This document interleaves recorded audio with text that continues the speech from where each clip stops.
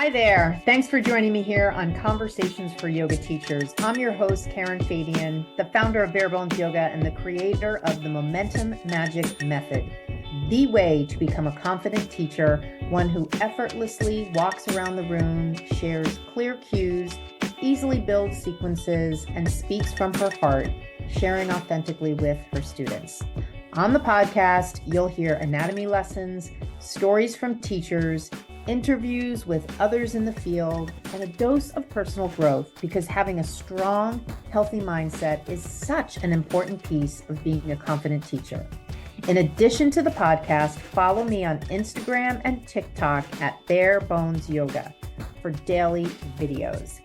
And you'll also see a new link on both of my profiles, my Stan Store link, a literal vending machine for you to select how you best want to be supported as a teacher. There, you'll find links to the podcast, free resources, and other ways I can help you be the best teacher you can be. And don't forget, every single week, in addition to recording you a new episode of this show, I also teach yoga classes and free workshops specifically for yoga teachers. The only way to get your invite is to be on my mailing list. You can do that simply by going to my website, barebonesyoga.com, and down at the bottom, entering your email in the box. Here we go with today's show. Hi there. Welcome to Conversations for Yoga Teachers. My name is Karen Fabian. I am your host, and this is episode 301.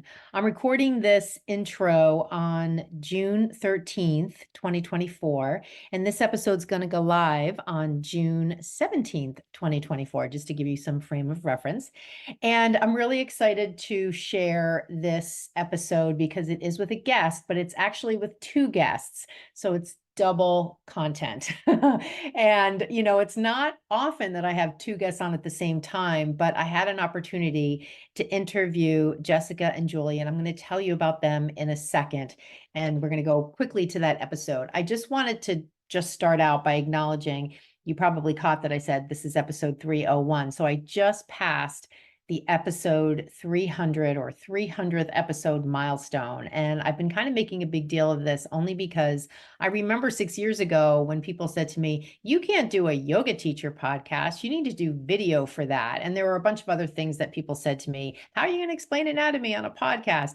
And none of it was true. And I just wanted to start out by saying, if this is your first or many, many episodes in that you've been a listener, I want to thank you so much, because the feedback I get from listeners, the comments I get on social media, the emails I get, the DMs I get, all that tells me that you're looking for content like this. And that's what fuels me forward to keep creating episodes. And so as I crossed this milestone of 300, I wanted to also give you a chance to benefit from crossing this milestone as well, because you've been part of it. So for the entire month of June, if you DM me the words episode 300, I have a special offer for you. And yes, the number 300 features prominently in the offer. So you can just kind of think about, what does that possibly mean? I'll give you a hint. It has to do with dollars. And even though I'm not going to give you $300, I'm actually going to offer you something very valuable that I offer to yoga teachers. And I'm going to give it to you at a discount of $300 off. So again, if you're interested, curious, wonder what this is, wonder if this would be a fit for me, DM me on Instagram. My Instagram is Bare Bones Yoga. The words episode 300. I'll know what you're talking about, and I'll send you the details. So with that, let me introduce the guests on today's show. The guests I have are Jessica Cross and Julie Afsahi, and they are the authors of an amazing book called Seasons of Sound. And Sound, I want to give you the full title: Seasons of Sound, Sound Healing for All of Life's Seasons. And this was such an interesting episode for me because I don't have a lot of experience using different classical instruments in class. And I'm sure my guess is you've been in a yoga class where there's been chanting, and maybe there actually has been some use of different instruments. And we go into the science behind that, the somatics behind that, the history behind that. Both Julie and Jessica use sound in their respective classes. They're both yoga teachers first, and they both have very personal reasons that motivated them, inspired them to bring sound into their classes. And the thing that I found so interesting about this conversation is the reaction that they share from the students who come to their classes, and also how they make it so easy to take steps forward if this is an area where you want to dive into. They also, of course, share information about how they train yoga teachers on using sound in their classes. So we go into that as well. They're both in Austin, Texas. They both teach, actively teach yoga classes, as well as, of course, integrate sound, and now they're authors. I share in the show notes how you can get the book. You can get it on Amazon. I include the link there. They're both on Instagram, and there's a bio for the both of them in the show notes as well. So with that, let's hop over to the conversation I had with Jessica Cross and Julie Afsahi, the authors of Seasons of Sound, Sound Healing for All of Life's Seasons. Here we go.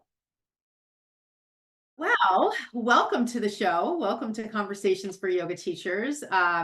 This conversation here will be posted right around my 300th episode. So you guys are right at like the crest of my most episodes ever. And my audience is mostly yoga teachers. So I'm really excited to be able to share this with them. So what I'd love to start with is to just give the listener an idea of a little bit about each one of you. And then from there, we can get into the conversation about sound healing, which is such a fascinating topic. So I don't know, Julie, why don't you kick it off? Let us know a little bit about you. Oh, yes, absolutely. Thanks so much too for having both Jess and I. We're really excited to be here. Thank you. Yeah, so I've owned a yoga studio right outside of Austin called Soul Strong Yoga for a little over 6 years. And, at our studio, we've been growing over those past 6 years and offer a lot of trainings, like all sorts of trainings. My area of interest besides sound healing is trauma sensitive, trauma informed yoga and sound healing as well. So I offer a lot of a variety of trauma informed trainings. And then as well as that piece of my life, I guess, I've spent probably the past 15 years dealing with a variety of chronic health issues. And for myself, I've, moved towards greater wellness through sound healing and yoga. So a big passion of mine is like working with others who are kind of navigating a variety of chronic illnesses and using yoga to just really help them to feel better emotionally, spiritually, and physically. Got it. Wonderful. It's always really powerful to have like a personal story that connects somebody to what they're actually doing. So we can definitely dive more into that. And Jessica, why don't you kick it off? Tell us a little bit about you. Yeah, thank you so much. And yeah, I just want to echo what Julie had to say. We're just so grateful to get to spend this time with you and your listeners. It's truly an honor. So we're glad to be here. My name's Jessica Cross. I'm the founder of Sound for Stress, which is a business that's maybe as it sounds, it's a sound healing business focused on empowering folks who are experiencing stress to find relief through sound healing, meditation, and yoga. I too am a yoga teacher, and that's kind of how I got into sound healing. I spent many years in corporate dealing with lots of stress myself. So finding yoga, ultimately sound healing and meditation a little later down the road really helped support me, and it's now become my life. So I'm full-time in my business, coming up on 3 years. So it's been great. I did the side hustle for several years too, which I'm always happy to share that the leap in between going full-time in your business and keeping that job. So love to talk about that too, if that's helpful for listeners. But anyway, we're so grateful to be here and to talk more about all things yoga and sound. Yeah, absolutely. And I have to say, when I got the email from the woman that's helping you with getting the word out about your book, I thought, God, I have never, in 300 episodes, I've never had somebody on to talk about sound healing. And so this will really be the first time that we have someone with your expertise. So I'd love for, either of you to just share a little bit about what is sound healing? What falls into that category? Are you pointing at me? Pointing at you. But for folks that are listening, and Julie and I are also very good friends, and we're kind of silly. So she's pointing at me on the video to tell me I'm up. So I love the question, and it's a very common one too. Karen, is really, what does sound healing encompass? What's the goal, and how do we experience it in the modern world? Sound healing is a practice where we use the vibrations and frequencies of different healing instruments. Our favorites tend to be crystal singing bowls, gongs, chimes, drums, and more. To create a space to facilitate rest and create a space for meditation as well. So the way we play, it's all about creating a calm, predictable rhythm with our instruments so that folks can feel held by the sound, and that they also have the opportunity to, which we all need more of, to rest. So there's so much that's emerging in terms of science in sound too, and we can talk a little bit more about that as we go. But we, back on the history side of things, we evolved with sound. It's innate in us from spending time in our mother's womb, hearing the sound of her heartbeat and her breathing rhythm, all the way up to different cultures experiencing and using sound in ceremony, as well as using the sound of their own voice to come together in community, to communicate, to celebrate, to really be with one another. And there's just so much with sound. Obviously, I'm very excited and passionate because I could keep going, but hopefully that'll get us started. Yeah. Yeah. I mean, I was even thinking of you both when I was doing a short yoga nidra from YouTube yesterday that I do all the time. And I became more aware, I think, in preparation of chatting with you, of the sounds that she uses in the background. And so I know that in my own somatic experience of even just that, I know that that adds to the richness of the calming effect. And I have a big science background. I teach anatomy and I am very much into neuroscience. And so I always like to think about, as you were saying, what is really happening there. And so what I'd love to talk a little bit about, and I don't know, Julie, if you want to take this one, this idea of, like, if I go running and I listen to Madonna, how is that different from when I do yoga nidra and I just have this gone, like, I'm guessing there's some difference there in terms of the effect on my nervous system. Yeah, I would guess so. Did you say Madonna? Yeah, I don't even know why I said Madonna. Like, I was thinking as I was giving the story, like, who can I pull? And I normally would pull Taylor Swift because I'm obsessed, but I don't know. For some reason, I pulled Madonna. I I don't know really why. love Madonna. Me too. So there you go. So it's relevant. My interest. Yeah, I would say, so, in science, there's a concept of entrainment and in applying entrainment to the idea of sound healing, or sound would be listening to very calming music to slow the heart rate, to slow the breathing, and then to essentially activate the parasympathetic response of your autonomic nervous system. So that would be more likely to happen, right, in a sound bath experience in which the player is well trained and they're playing very slowly to help the nervous system sync up essentially with those slow, predictable sounds. Whereas, like, listening to Madonna when you're on a run, it might definitely help in some ways to regulate the breathing and things like that, but it's more for activation, to keep you going when things get hard so that you can power through and push through. Both are very important. Yeah, I guess it depends on what side of Right. your nervous system do you want to be Exactly. on. So yeah, Yeah. that makes sense. So what is it? I know recently I've heard some things about, I think there might even be an app where there's something about like a particular, like, I can't think of how they talk, how they vibrations or something you're supposed to listen to that's supposed to affect your focus and that sort of thing. Is that part of sound healing? Yeah, yeah, definitely. And I would love if you know the name of the app. I'm like, oh, tell me Yeah, more. I took a Sounds interesting. picture. My phone's downstairs. I took a picture of it because I think it was somebody's podcast commercial, and I thought, oh, that sounds so interesting. And they were pitching it as put your headphones on, listen to these sounds, and you can select like essentially how you want to feel, and the vibe of the music will essentially, like if you want increased focus or, down regulation of the nervous system, like you can kind of pick. And I think it even talked about like the hertz. I don't know, we're getting into Mm. quality of the sound that I'm not super familiar with the technical, but I'm just sort of curious, is that part of what we're talking about here? And when you mention different instruments, how do they play into, no pun intended, getting the experience for the listener? I hope the pun really was intended because it was funny.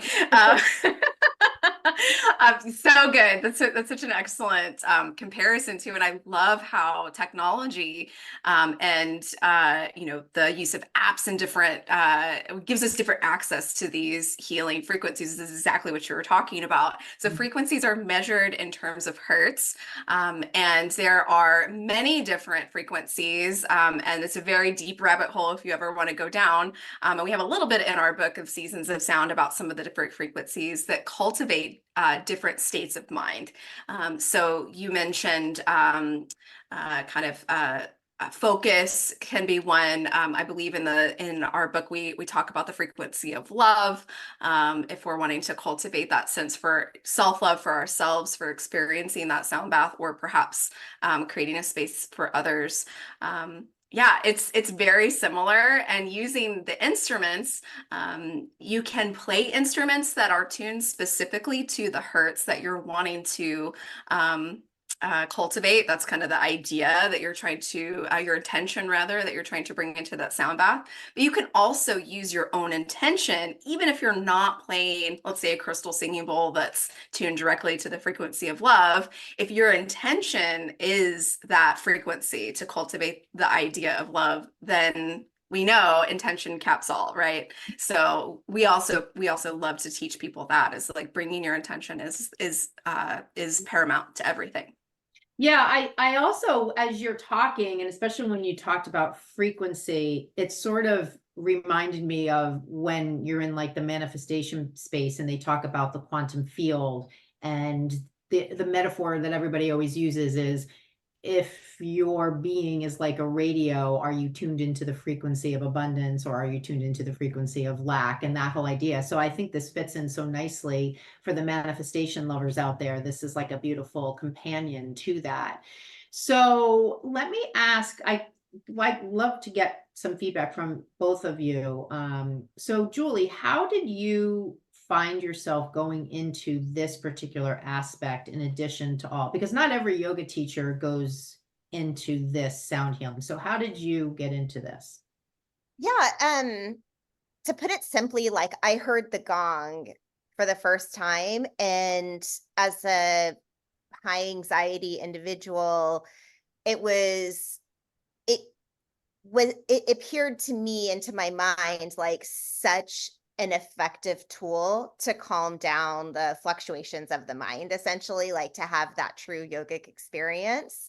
So the sound of the gong for me is really able to kind of cut through all of the noise in my mind. I love singing bowls and chimes, but right away just had like a huge affinity for the gong and couldn't get enough. And then as a player, it's been even more powerful, like to be present with the gong and playing the gong. I always joke, like, it's really hard for me to be stressed out when I'm playing the gong. Like, I can try my hardest to be stressed out, but it really has such a calming effect for me.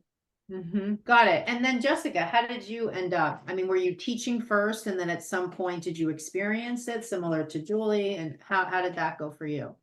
Yeah, great question. Yeah, I was teaching. I had been teaching for about 2 years at this point, and I took a mental health day from my corporate job, which I needed more than one day at that point, but that's all I had.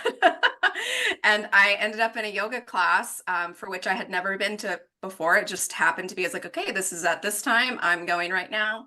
And the teacher was playing singing bowls in Shavasana. And I was calmed and enjoyed it, but that had almost an opposite effect from a learning perspective. I was taking it and I was like, what is he doing? What is he playing? How is this affecting how I'm feeling? Oh, I would get a little sleepy and then I'd want to wake back up because I want to wash. It was a very exciting experience for me because I was like, oh, this is going to be something for me. I'm not sure what that means yet, but I need to know more. And I walked up to the front of class and I asked all the questions, and that was the beginning of, here we are now. That was 2017. So Wow. yeah, it's been a minute. But as I said, I knew it was going to be something for me, and I needed to know literally everything. And I still don't know everything, but I'm Yeah. always on that pursuit. I love that. So Julie, can you walk me through the types of instruments? I know that in conversation we've touched on some of them, but just give the listener an idea of what are we talking about here? Oh, yeah, absolutely. So Jess and we wrote this book, Seasons of Sound, and the primary focus is the singing bowls. And so singing bowls break down into metal singing bowls and crystal singing bowls. And then my area of focus in the book, that's why we collaborated together, is the gong. And there are different types of gongs as well. There's wind gongs and hand hammered gongs, just this beautiful assortment of gongs. But then also, if you've ever been to a sound bath, you'll see there's an assortment of both older instruments, many from India, as well as drums, which are all sorts of indigenous people have used drums. That's flutes as well. One of the most ancient instruments we have is the flute. Jess and I are both flute players as well. But all of that is it's continuing to evolve, essentially. Like sound healing instruments, people are coming up with all sorts of new and modern sound healing instruments using the material of quartz crystal primarily. So it's exciting too. It's like an area of sound that's continuing to grow and change. So even though we might bring a lot of older instruments, there's new instruments such as the hand pans. You can find lots of beautiful hand pan playlists on Spotify, Apple Music, and that's actually a newer instrument. It sounds ancient, but it's a newer instrument. So it's continuing to grow what sound healers are using. Got it. Okay. Jess, can you tell us what is a sound bath? I know Julie just mentioned that and I just wrote it down. What does that mean? Am I in the bath? No. I'm not in the bathtub. You stole my joke. That's always my joke, Karen. We should have talked before. Okay. I'm just kidding. Right. It's so funny because it's one of the most common questions I am literally asked. in the bath. Yeah. Yeah, sure, Yeah. truly. And it's so common. And many people are very serious when they ask, is water involved? And Yeah. there is no water involved, although I am now seeing floating sound baths, which sounds amazing. We may need to figure that out, Julie, make a note. But there is, the reason we call it a sound bath is because the individual is bathed in the frequency and the sound and the actual like sin waves. So the waves of frequency that are coming towards the body they feel like they're being enveloped with the sound. So that's where the name sound bath generated. Got it. So, I grew up in a house very musically inclined. I played piano, I played flute. We have a karaoke machine. I was in like performances as a young person. So I consider myself pretty musical, but I'm curious, are both of you musical? You're talking about you're actually playing these instruments. I mean, did you have a musical inclination, or did it come from your passion for it and you just figured it out? I'll toss it to Julie. Oh, okay, great. Jess and I both have a musical background. At the same time, so I played flute for many Yeah, years I just do. growing Yeah. up. Yeah, I love the flute. And similarly, my household now raising children, we have piano in the house, we have instruments in the house. But at the same time, and just so you know too, I'm half Iranian, and I grew up with a lot of chanting as well, which is another modality of sound and healing. But I teach a lot of people who do not have musical backgrounds as well as Jess. So Jess and I have similar backgrounds, but sound healing, the instruments are very accessible to all sorts of people. And the artisans make them in such a way that they're meant to be accessible, especially things like singing bowls, crystal singing bowls, gongs as well.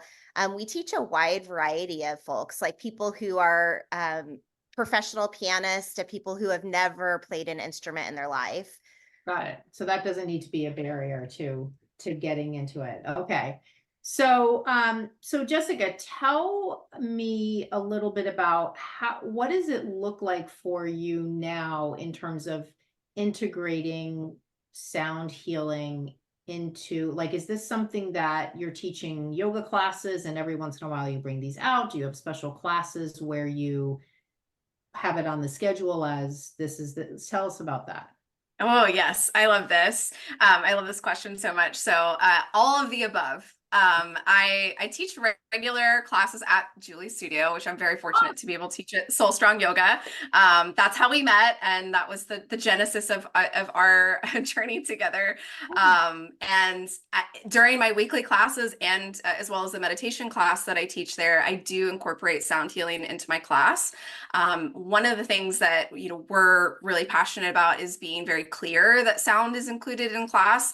And I have, because I've been teaching there for so long, many people are already aware. And then also even in my bio photo on the studio website, I'm sitting with my harmonium. So it's kind of a visual representation. It's like, okay, there's probably some sound or something musical going on in these classes. In addition to me, walking people through every single time what I'm doing. So I'm telling people about the harmonium. I'm telling people about sound, how it can help us really tap into our body and to our heart and mind, which is very in line with the purpose of us coming to our mat. And then from there, that's my weekly offerings. We have a plethora of other opportunities for sound. So we do quarterly workshops that are really focused on the seasons of sound content, specifically sequenced for the seasons. So we have a lovely practice, many practices actually for each of our seasons, and Julie and I collaborate on a beautiful offering for each of those seasons, playing the crystal bowls and gongs. And it is a singular sound bath. So it's there isn't a yoga component, but we do or incorporate meditation, mantra, mudra, and affirmation, and journaling too if we have time. It's a lot to accomplish. But we also collaborate on sound and yoga offerings. Again, being very clear that there is a yoga practice, some sort of movement practice incorporated, and then you get a extended shavasana with the crystal singing bowls, gongs, chimes, and more. So it's Okay. beautiful. That sounds amazing. Yeah. I'd love to hear, Julie, maybe you can take this one, this idea of seasons. Like I'm definitely a summer person, so I would envision my summer sound would be really great. And I really don't like winter, so I don't know how I would pick a sound for that. But tell us a little bit about what is the seasonality that comes with the auditory, so to speak. Yeah, absolutely. So it's seasons, earth seasons, as well as you can use our book to kind of align with seasons of your life. So for example, like summer would be a season of expansion in our book. There's a lot of activity going around in the external environment. So if you're in Texas, that could physically mean a lot of heat. So, but also it could be a season of expansion in your life in which there's lots of activity. So the sound element would be a slower practice, a cooling practice. So if you think of yin and yang, it's that opposite effect. So to kind of reel you in, essentially a little bit of grounding, cooling. So maybe we would do some breath work that's very cooling for summer. And then also we would potentially play maybe a little bit slower, inviting in some of the slower movements for, to cool the body. And then winter, we could just take that opposite season, is a slower, darker potentially season of of life or of the earth, where perhaps you're more in the mode of introspection and planning. So we would help guide the student, the person experiencing the sound bath, in a way that the meditation, the hand mudra, which we include in our book, the journaling questions would all be aligned to support that person in being in a more introspective period. Got it. Okay.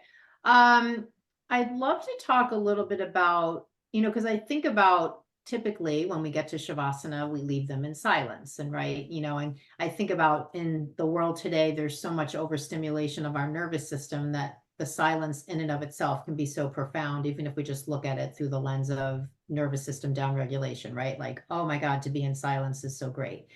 And what we're saying is, and you were mentioning before, Jessica, the idea of playing music in Shavasana. So if we kind of think of it almost like we've got, we're the teacher, we've got this kind of control panel, and we can sort of, do different things to elicit a different response. If we're making the intentional decision as a teacher, today I'm not going to use silence as a tool in Shavasana. I'm going to use sound.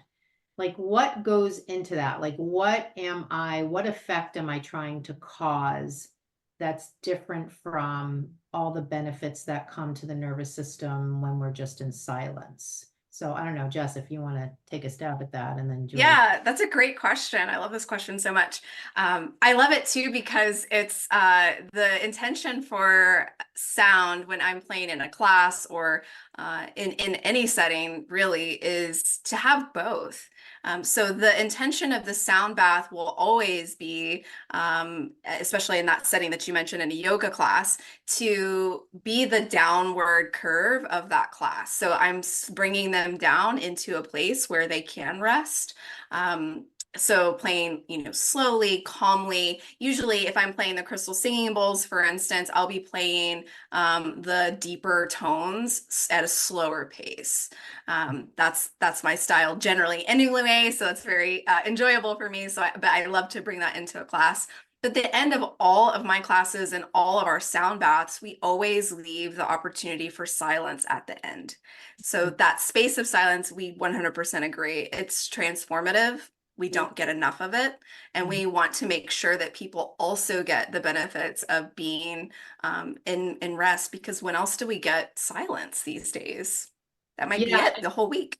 Yeah, I was listening to a little clip from I can't remember the gentleman's name, but he's a Stanford professor, neuroscience professor, and he was talking about at night when you go to sleep, how your brain not sort of down regulates on its own, and the memories are compressed and things get cleaned out, synapses get released from being old learning to new learning and stuff like that. And so I can imagine you give them the sound and then you leave them in the silence, and it's sort of like it's still kind of sinking into their bones and their tissues, and now they have a chance to like integrate, oh, I just heard 3 minutes of this sound, and now I'm just going to be in silence and see how it lands in my body. Perfectly said. Yeah, yes. That's amazing. That's amazing. Julie, tell me a little bit about what sort of things, especially for students who come and experience this for the first time, what are some of the things they say? It's kind of a lot of times people, I'll just to paint a little picture here, a lot of times people right after the sound bath don't actually say much because of exactly what you were just talking about. Like, we are finally getting the body into a state in which someone can enjoy silence. and really we have, slowed down the thoughts. We have activated that parasympathetic response as well. So oftentimes, like right after a sound bath, people are just very much like kind of in the state of like bliss, and you're helping them to like gather their things. Maybe they need to rest a little, drink some tea before they drive home so that they're safe. But at the studio, because we see these people over and over, it'll oftentimes be a few days later, well, they'll grab me by the arm and say, that was incredible. Like I've been dealing with, and then they'll give the list of all the things that they're dealing with. And it was the first time I felt like I actually turned my mind off from it all.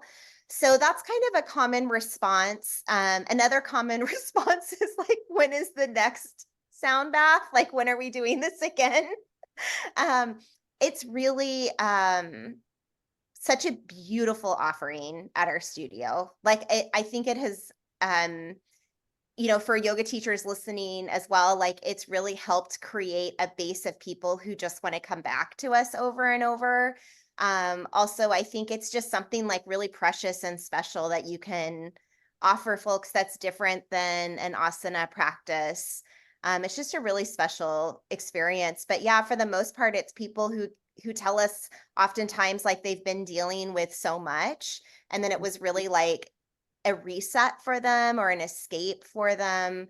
Like I said before, that affinity I had to the gong was because it was like such a clear access point to calm for me, like to kind of just not suppress the thoughts, but just like cleanse them or calm them.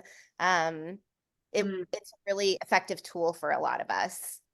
Yeah, I think about when you mentioned before Native American, my mind went to Dances with Wolves, which is like one of my favorite movies of all time. And I remember like all the scenes in that movie, and Kevin Costner was so true to the authenticity of the history that he presented. And, I think it's almost like there's a primal nature to using sound for healing, because we can look at history and see how far back it goes in all these indigenous cultures. And I'm sure, I don't know this, but I would imagine medicine men, when they came, like one of my teacher trainings was in Montana and it was on sacred land, and we had a medicine man come, and of course he brought music, and we had the sweat lodge and blah, blah, blah. And it must be part of that culture. Like not only are you using herbs to heal, but you're probably using sound to heal. And that, fast forward to today, like you were speaking about, the science on it is sort of emerging.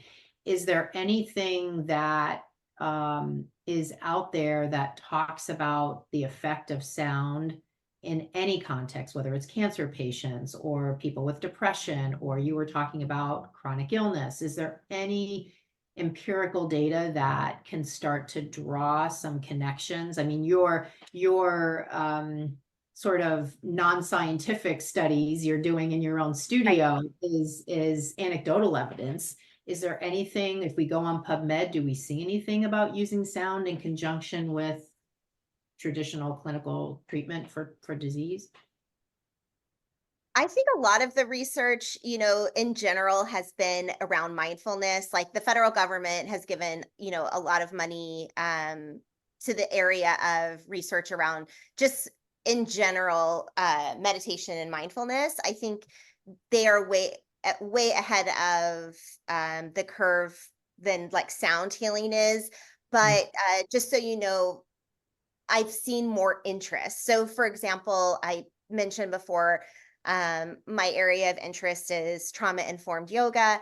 And so with that, I've become much more aware of the funding and research, for example, for veterans, in regards to yoga and mindfulness. And I've seen just there, people are starting now to get more interested in sound healing. So even an organization that works with military populations recently reached out to me and Jessica to put together a trauma-informed sound training. So all of that to say it's new. At the same time, we do have some resources in our book, as well as there's a book by a neurologist that came out maybe a couple of years ago, but it's something like Sound Medicine, I think might be the name of the book. And she Mhm. cites a lot of studies. Most of the studies she cites are more related to chanting and the use of mantra versus like singing bowls or Yeah. gong. So it's definitely like a new area of emerging research. But I think, like you were saying before, it's not only like anecdotal, but also just knowing the studies on mindfulness, meditation, how it impacts all sorts of things from, obviously like our vital signs like blood pressure, heart rate, oxygenation, but also all of the neuroscience that's coming out about widening the middle prefrontal cortex and all of this kind of amazing stuff that we see. I think it's probably like safe to assume like sound healing might be somewhat of a similar experience. Yeah. So I'm hopeful that more studies will come out and there will be more funding. Yeah. Um, but I don't think it's there yet, Yeah. Yeah. I wonder, living in Boston here, Mass General has a huge integrative medicine department, and I actually get their emails once a week. They do some sort of like in-service, which you can jump on, and I always look at the topics. And I wonder if they include any sort of sound healing as part of, because they do acupuncture and massage and all those things. So Jessica, why don't you tell us a little bit about how did you end up deciding to do a book on this? Like, especially since I've written a couple books, but I did it by myself. I sat in a coffee shop and wrote the whole thing out. I didn't have a collaborator. So how did the book come to be? Oh, this is a fun story. Thanks for asking. We also sat in coffee shops just together. We had been training individuals in sound healing through our sound healing certification program, and it was a very large workbook that was being passed out each cohort, and we were receiving feedback from the attendees. It's like, you should write a book, you should write a book, you should write a book. And we're kind of like, I don't know, that sounds like a lot.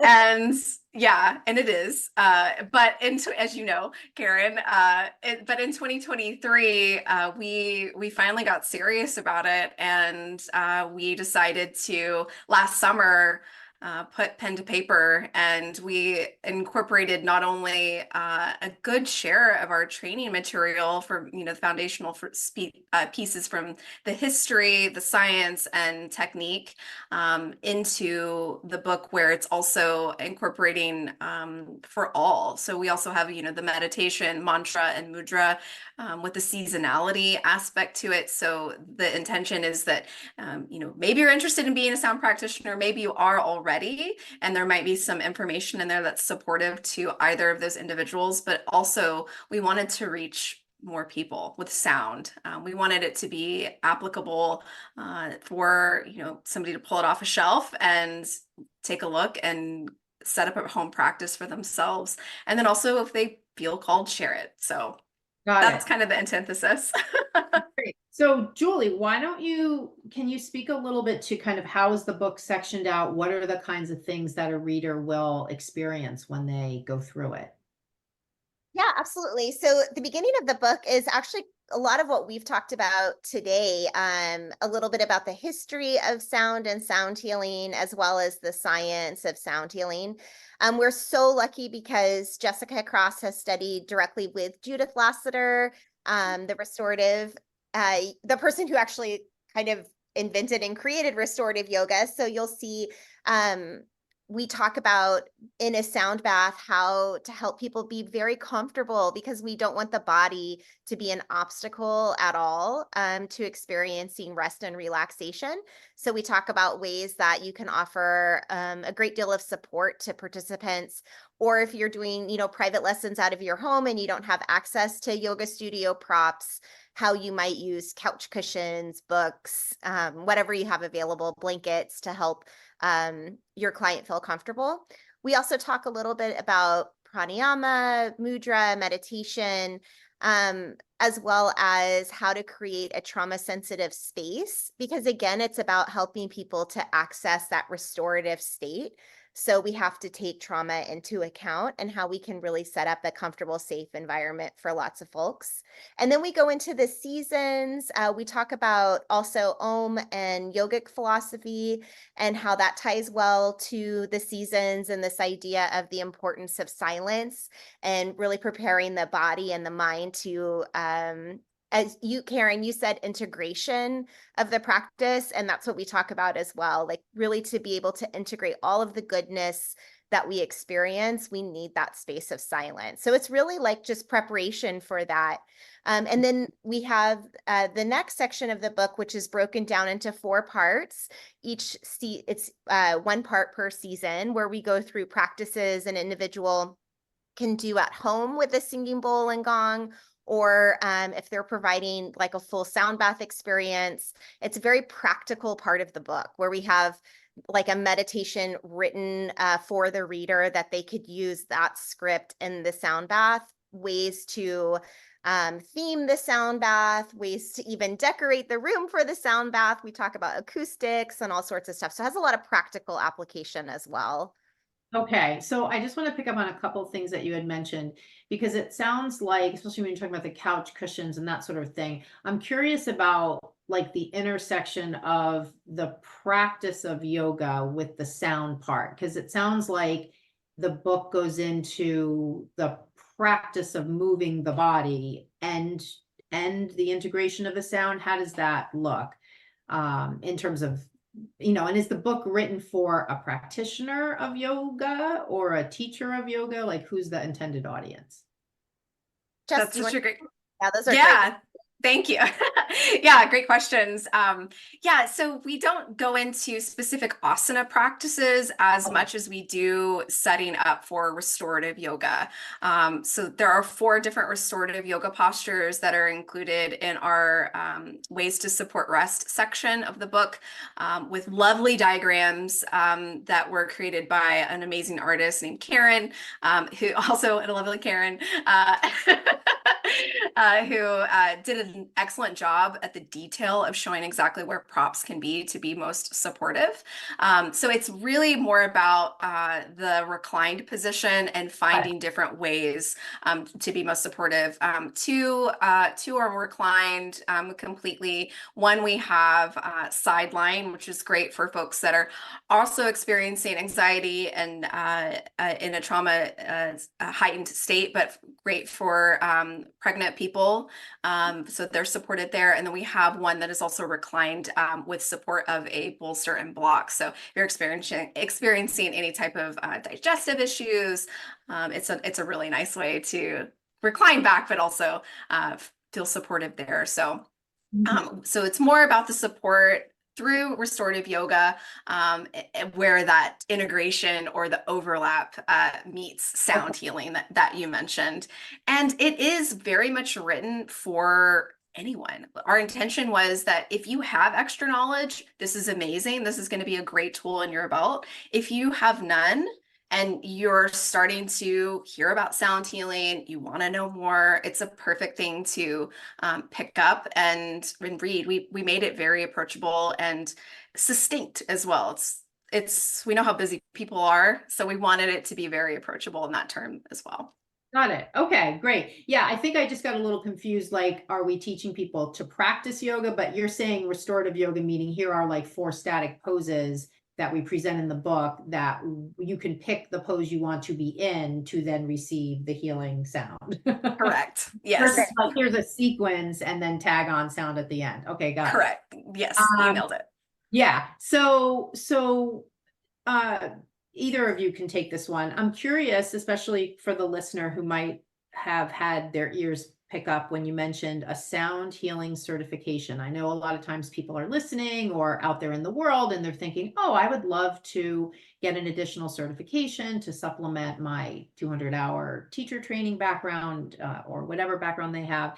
So tell us a little bit about that. You can decide who wants to take this one. I'll start. So you can go to either of our websites, soundforstress.com or soulstrongyoga.com, and you'll see what sound healing certifications we have coming up. But essentially, they're typically 20-hour trainings where we're together. We have one coming up this fall in Killeen, Texas. And then next year in the spring, we have one in Midland, Texas. And we'll probably have another one too in 2025 in Austin. Where we get together for the entire weekend. We take a deeper dive into history, science of sound, as well as hands-on playing of the instruments, which is a very unique experience in a sound training that we bring in crystal bowls for everyone to play. We talk about sequencing with the crystal bowls, not asana sequencing, but essentially like musical arrangements, like how might you play these bowls for 30 minutes for listeners, and then how would you integrate gong, chimes, other instruments into a sound bath. Lots of people who take these trainings are only taking it for their own personal development. They love sound. They just want to learn more about sound, and perhaps like they have a singing bowl at home and they want to know, how do I integrate this into my meditation or into my yoga practice? So we have lots of people like that, as well as we have people who want to lead sound baths, or yoga teachers who simply want to be able to play for 5 to 10 minutes at the end of an asana practice before shavasana. They just want to know, like, how can I fill that little bit of time with something special? Offer something very sweet that people want to come back to my classes over and over, or just to provide as a gift to the community. So we have all sorts of people who come, as well as like we have estheticians, therapists, other people who are integrating sound into their wellness businesses, essentially. Awesome. Okay. I'm curious, Jessica, this is just like a little technical question. Where do people buy these instruments? That's a great question. The market is getting to be a little bit better in terms of access. And that term of access also means, we're seeing lots of things on Amazon, which is, really interesting. What we talk about in our training and in the book is how sustainability matters. So we encourage folks to know the source of the instrument for which they're purchasing. Really what the intention is, if you're bringing in a vibe of healing and love and comfort for your students, it's important to remember, where those instruments came from, to make sure that folks received a fair wage, that, fair trade practices were in place to ensure, your instruments come from a good place. So we share different resources in terms of where to purchase their instruments, one of which you can get from me at soundforstress.com/shop. If you're interested, I also do instrument consultations to help guide. So if folks are, looking to have a specific, singing, I just want one singing bowl for my class, I want to make sure I'm purchasing from a good place, then I love to guide. And yeah, I think at the end of the day is, when you're doing your research, include sustainability in as a part of the things on your list when you're looking for instruments. Yeah, I kind of think of it like a farmer. If you want to get really good strawberries, you can go right to the farmer, or you could go to like the grocery store and it's been through like 10 hands before you get the strawberries there. So yeah, Yes. Buy a singing bowl on Amazon, but I don't know. And it happens, and I tell people there's no shame in that. If you purchase, if you have things at home that you purchase from Amazon, like you're one of many. Maybe the local business is leveraging Amazon for scale, selling at scale. So you never know. Like you say, track the source and see what you get. Exactly. Julie, I would love to, as much as you want to share, hear a little bit about what you've experienced on a personal level, your own path of healing, and how sound played into that. I mean, I think for somebody who's listening, who maybe, and you even mentioned that person that talked to you and said, or students that mentioned to you, oh, I had this experience of taking this class with sound, and these are some of the things I'm going through, and I really found it impactful. Anything that you want to share about your story and how that connected you to sound as a potential healing modality for you on a personal level? Oh, thanks so much. Thanks for gifting me this question. I feel so honored.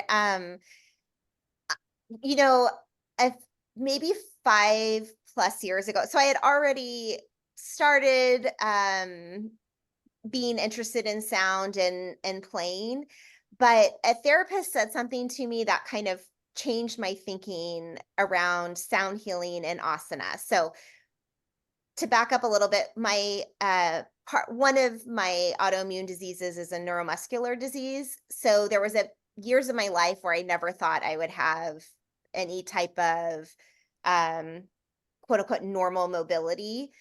So when I started to regain my mobility through like better medications, as well as all of the yoga that I had been doing, I was so excited. Like, and so I would just go as much as I could until I was completely depleted. And one thing that a therapist told me, who I saw for years, who specializes in working with people with chronic illness, she was like, you do you see like the best doctors you can see, you get like the best, newest cutting edge medications you can get, but you never give your body the chance to actually like heal. She was like, you're like going till you're totally depleted. So that concept kind of changed my life, where I was like, okay, maybe in order for me to actually move towards wellness, rest needs to be a larger component of my personal path. And although I'm excited that I can do a vinyasa practice, it might not be the best thing for me to just only do vinyasa practices, because I was pushing myself so much that I was just exhausted and fatigued. So then that thing that that therapist told me really changed my perspective to realize, like, I want sound to be a larger part of my practice. I want meditation. You mentioned yoga nidra. And then also some of these slower asana practices like yin and restorative. Like, I want to go back and reintegrate these and make them a bigger part of my practice. So it's funny. It was like that offhanded comment, that really kind of changed my whole perspective. And then that's where I was like, I want this to be like a larger part too, just like professionally, of what I do for personal reasons, because this is what's going to bring me the most effective healing for my body. It's not seeing how many chaturangas I can do or anything like that. And so when you adopted this new philosophy and approach to wellness, how did it affect your body, your experience of living? Yeah, I think so just to be totally honest, I kind of went off the deep end. Like, I took a Buddhist meditation and mindfulness course. I started teaching a lot more mindfulness and That's sound. because it sounds like you have that sort of go all out in mindset. So you Very just shifted that from chaturangas to you made mindfulness like hot yoga I somehow. needed yes. So I went a little off the deep end, but I think I've brought myself back into just enjoyment of it all. But yeah, the way that it changed my body, I think, is um having much more clarity on listening to my body. That's what Yeah. it comes down to, like 100%. So I actually have 5 days a month where I spend 4 hours at the hospital. So that was this morning. I went for 4 hours this morning, and oftentimes, like, I'll try to work during that time. And an hour into the infusion, I was like, I'm just going to recline this chair and Yeah. relax Yeah. and slow down. And that's something I think I would have never done before. But because of the attunement I have now to my body through sound and through meditation and these slower practices, um, that's kind of the practical effect for me, is just learning to slow down. It seems so easy to everyone else. Yeah, it's almost like the frequency of the music that you play has helped you tune into the frequency of your intuition, your most healthy intuitive part of you, Yeah. telling you, like, there's the part of you that's pushing yourself, and then there's the other part of you that's like, Julie, slow down, slow down. And it's like tuning into that more. I can totally relate to that. Like, even this morning, when I went out with the intention to walk, as I'm walking, I'm thinking, I'm a runner. I should be running, but I also am in menopause. And if I do things that are really, really high stress, my cortisol goes up and I have bad effects from that. So I'm really trying to like loosen my attachment to my identity as a marathon runner. I'm a person who runs marathons. And so I go out with like a crossbody bag so I can't run, because if I run with that, it bounces up and down. But as I'm walking, I'm oftentimes saying to myself, you should be running, you should be running. And then there's the other part of me that's like, no, this is what your body needs right now. So I can totally relate to that experience of being kind of pulled in both directions. And at the same time, when you do listen to that almost higher power, you have such a better outcome. Yes. Love that. Love that. So I'm curious, to also ask you, Jessica, a similar question. You had mentioned at the beginning, you had a bit of an epiphany when you first went to a class. And, a lot of yoga teachers talk about their first yoga class as being assigned to them that they should teach yoga. And you went to this class and sound was there. What were the steps from that experience? I mean, here you are, you've collaborated with your friend, you've integrated sound into your classes, you've written a book. How did we get here? Great question. How did we get here? I'm thankful I'm here. It's such an interesting, way that the universe presents things to you. And as Julia was saying, the more you slow down, the more you're able to hear, as also you were saying, is the higher power is speaking. And we often should ourselves so much that we can't hear anymore. I think through my journey as a musician, and I was younger, and being around sound so much, once I left college, I had told myself that this is not grown-up stuff anymore. Like, you need to get a real job. You need to make a living. And I was very focused on my career, and I did just that. My perfectionist tendencies very well paired with corporate, and I excelled and worked in multiple Fortune 500 companies, and it brought me up to the brink of exhaustion, illness, feeling completely disconnected from myself, and then landing in that class when I gave myself that mental health day that was past due and not long enough, but very much needed. There was, again, the slowing down and the genesis of that idea, this like small little voice. It's like, you should be paying attention right now. Something's happening. And, I'm glad that I did, because I listened to myself. I didn't know the teacher. I had never been in that class before, but I walked right on up and asked questions. And it was the antithesis of everything today. So, from there, I stayed in my corporate job up until 2021. I was working pre-COVID somewhere between 50 to 80 hours a week, lots of travel, still in my free time, just hungry for information, just reading everything that I could possibly get my hands on. That person who was teaching the class ended up being my first sound healing teacher. He taught me everything he knew in his living room. And it really sparked this knowledge and this hunger for knowledge, rather, where I needed this in my life. It became a part of my practice. It became a part of my teaching practice.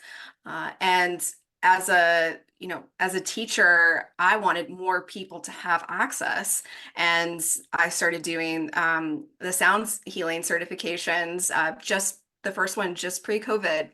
And there was a lot of learning. And then again, that pause where you want to kind of reassess and take a break and see where you want to go forward. And I learned so much during that time about myself and what I wanted to be doing. And that was the push to, figure out a way to make Sound for Stress my full-time business. And it's happened. Julie and I have collaborated, through all of that time, and we, really kind of doubled down on the book and the sound healing certifications. And we're saying yes. Folks are wanting us to come train their studios, their areas, and we're open to it because we want more people to have access. So I feel so much more aligned with who I truly am versus the version of who I was in corporate, because this is my passion. I obviously get so excited like talking about it. Like I'm so passionate about people having this knowledge because it truly is life-changing. Yeah. You had mentioned about, Julie was talking about the yoga and vets, or the sound healing and veterans. Have you ever been asked by like a hospital or a nursing home or settings that are clinical settings to bring this in? I mean, even, I don't know, the regulations around neonatal intensive care units, but even something like that where there's babies in incubators, anything like that that's on your radar to pursue? Yeah, so that's such a good question. So I have done some work locally with a organization called the Vita Clinic. They are a small mental health services. Uh, they offer to grade school children and also to adults as well. So my expertise in that was sharing with the facilitators themselves. Yeah. So Oh, yeah. those folks, man, therapists, especially in that kind of setting, are depleted Yeah. frequently. They need their own support. So they have asked me to come in and offer a few sound baths for their staff. So I think the first one we did was about 60, and the second one, I think it doubled. And we had, folks from all walks of life. Some people were really into it. They were super close and they, put their mat right next to my bowls, and other people were in the back. They're eating chips. They're like, I don't know what's going on here, but I don't want to leave. So, there's some interest there. I haven't been in an exact clinical setting, as you mentioned, like a neonatal situation, or I pre-COVID, there was some interest from a few senior communities who I'd be more than thrilled to support them. So I'm always open to those opportunities as they come. It's again more access, and it helps support our training and supporting others too, so they can lead these. Yeah, I mean, I've done a lot of work in nonprofits with kids, and I brought yoga and singing and games and things like that to that setting. And a lot of the kids were dealing with developmental disabilities or attention deficit disorder, or who knows what the label is these days, or autism or other sensory issues. And I would imagine both for the teachers, like, when I would go in, the teachers would be able to take a breath for about 45 minutes, and they really appreciated that, even if they were still around supervising. But I would imagine for the kids, like even just the singing that I would do, they would totally glom on to me. They'd be like, this is fantastic. Because for whatever reason, the teachers didn't really sing with them. They did a lot of academic stuff. And it'd be interesting to kind of see how they would respond. Like, would they go into a shavasana type situation while you played the bowls, or like involving them in it, and how that might affect their nervous system and their brain and all of that. So that would be certainly really cool. So, all right. So let's see, as we wrap this up, I'd love to, maybe Julie, maybe you could take this one question and then we'll ask Jess something towards the end here. If someone's listening and they're curious and they buy your book and they want to kind of get started, like I think about for myself when I wanted to get started with crystals, I wasn't sure like what kind of crystal should I buy, and here it is, like a rock in my house, what am I supposed to do with it? So can you give somebody, they buy your book, they want to start kind of playing around with things, what should they do? What's like a little get started plan so they can start to experience the benefits of this? Oh, I love this question so much. So yes, reading the book, you'll see there's practices in the book that you can do at home. But just like you said, it's like, I think maybe it can be very isolating if you're just kind of on your own. So I would definitely recommend, the good use of social media, right, is community building. So there's lots, especially on Facebook, there's lots of sound communities that people are so generous to with their input, their expertise. So I would say if you don't have like community near you in which you can ask people questions and talk with people, I would definitely recommend something like Facebook for finding other sound healers. And if you want to just get a taste of a sound healing course, Jessica on her website, soundforstress.com, has a 1 hour intro to singing bowls course that is beautifully done. It's spectacular. So I highly recommend that. And that would be like a great first step. And then, of course, if you're a little further down the road, lots of people fly in for our trainings. So if you've never been to Texas before, Come on down. come on down. Here's your opportunity. But yeah, we had last time someone flew in for our training, I believe it was 2 months ago, from California and from Florida. So people do come in for the training and get, some tacos while they're here as well. So, but that would probably be like a couple steps in. You could come find us in person and we would love it. But I would say to definitely follow us, Sound for Stress and Soul Strong Yoga on Instagram. Definitely, Jess and I are real people. You can DM us and talk to us, let us know how it's going. We can also let you know if we've heard of any cool upcoming trainings to where that person lives or people to reach out to. So we're all about building community, the network, and leaning on each other. Because really at the end of the day, like, we're just trying to move towards greater wellness. We're trying to help others move towards greater wellness. So this is completely aligned with our hearts and souls. So we're just happy to help.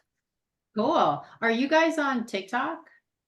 Oh, I'm trying. We're both on This TikTok. is like so suited to TikTok. I mean, you never know, you never know with these things with the algorithm, but I would say give it a shot. I mean, it has the pieces for something that could be pretty attractive just in terms of stop the scroll, like you're scrolling through and you see somebody with a singing bowl, you're probably going to stop. And then if you add in some of the science and some of the impact, and then if you do, I mean, you could do TikTok lives where you're literally doing these things and people would, that could be a really good platform for you. I mean, Instagram, I'm on both. Instagram's great. I just feel like TikTok, things that are different can potentially really take off because they are, that's oftentimes what does well there is unique things. Oh my gosh, yes. It's so funny too, like how TikTok is spanning all generations. Like my uncle was in town recently and he just every minute was like telling me like a new recipe he had found on TikTok. He's like, oh, we need to try this and we need to try this. And I was like, it's amazing, like an 80-year-old Oh, totally. obsessed And with the TikTok. It's creators, awesome. the creators in the 50 to 70 age range are getting brand deals. Like it is no longer about Charlie D'Amelio dancing. We're so past that. There are neuroscientists. There's Dr. Mary Claire Haver, who's an expert in menopause. She was on the Huberman Lab podcast. I mean, there's science rabbit holes. There's still dancing, but I'm just saying, like, what you guys do is really, it's just great for that platform and to get the word out. So the last question I have, and this kind of piggybacks off of what Julie and I were just talking about, Jessica, is if someone wants to invest in something, like what would be like a nice starting thing so they can start to feel like I bought your book, I want to buy something that I can play around with at home. What's out of all the instruments, what's a good place to start? I have to pick a favorite. Okay.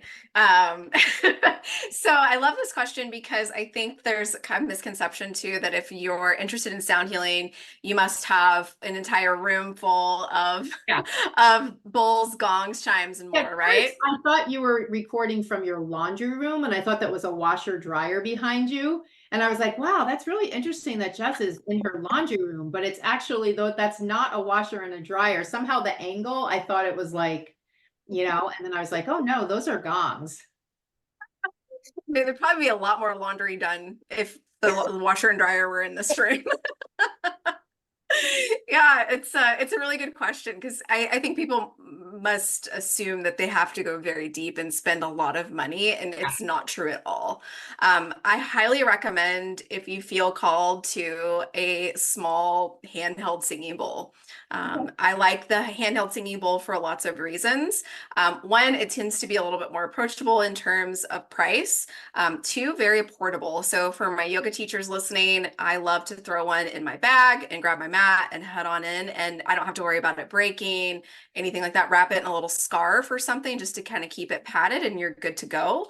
I actually keep one in my car. So that's another one you can do too. But on the flip side too, if you are interested in the gong, like Julie knew, she's like, this is this instrument for me. I really do love a lovely wind gong. Wind gongs are much more affordable than many of the hand hammered gongs, and they are beautifully resonant. You can really fill a room with sound, be your own sound room, or if you're wanting to take it into your yoga class, you can get a lot out of a really nice wind gong. So those are our recommendations. Very cool. Now, see, I will tell you, Jessica, that there is a whole theme on TikTok of tell me you're an X without telling me you're a fill in the blank. So you could say, tell me you're a sound healer without telling me. And then you could be like, I have a wind gong in my car, or I have a singing bowl in my car. Like when you just said, I have a singing bowl, that's a thing. Like, tell me you're a sound healer without telling me. Well, when I open my trunk, I have all my sound healing supplies. That's a sign that I'm a sound healer. Love it. Your first video content is right there. Done. Thank you. Yeah. I say mine that I got my fingernails painted bright pink to match my new gong mallets. There you go. There's another one. And see, there was a TikTok just yesterday I saw. There you go. And the woman was talking about how short nails are in, long nails get dirty, blah, blah, blah. And she had like 5,000 likes. And she was walking home from the manicure place, showing her short red nails. And there you go. You could talk about, oh my God, you have a lot to work with. You can use this all on Instagram too, but I'm just saying it blends nicely with the TikTok, gestalt, as it were. So I love it. yeah. Well, I'm so you. glad we had a chance. Now let's do this. I don't know which one of you want to tell people where they can get the book. I'm guessing on Amazon, but tell them where they can. Yes, Seasons of Sound is on Amazon. So also you can go to seasonsofsoundbook.com, either location to purchase our book. And we have it on Kindle and then of course paperback and hardback too. And it's out now. It's out now. Out now. Okay, great. And I'll include the link in the show notes. So if people are listening on their phone and they missed what you just said, they can just go to the show notes and the link will be there as well. Perfect. Thank you. Hey, well, it was lovely to meet you. And I will tell you, I will buy the book and I am definitely going to get a singing bowl because I just love the idea of that. I think that's so cool. And as you say, so portable to be able to just bring into class and just kind of, add that to the experience. So, well, thank you so much. This was great to meet you both. And I wish you all the success in the world with your book. It's so needed. And it's just such a beautiful story both of you have about how you ended up here. And you're just putting out such good stuff into the world. So amazing. We are so grateful, Karen. This is absolutely lovely. And we're so glad to be connected. And thank you for all the hard work that you do in getting out the word for yoga teachers and supporting everyone because, we're all going together and it's because of wonderful folks like you who are supporting everyone. So we're so grateful. Oh, wonderful. Congratulations on 300 episodes. I know, that's right. Incredible.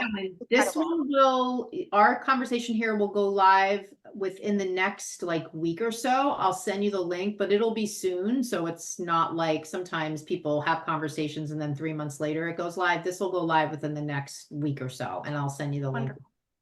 We'll share it everywhere. Yeah. Okay, fantastic. All right. Well, keep up the amazing work. Thank you so much for being here. Talk to you soon. Thank you. And let us know if you need any help with that singing bowl. Okay, I will. All right. Bye. Bye. Thanks for being here with me today. I hope you enjoyed it. And hey, one more thing. While I don't know you personally, I know what a yoga teacher looks like who's ready to work with me. She's ready to take action. She's looking for someone who has the answers she needs. She knows she's worth the investment. She can't wait to get all her prep time back, and she's excited to make a positive change. If that's you, DM me the words podcast offer to my Instagram, and I will give you a special incentive to work with me inside my signature program. My Instagram handle is Bare Bones Yoga. I can't wait to hear from you.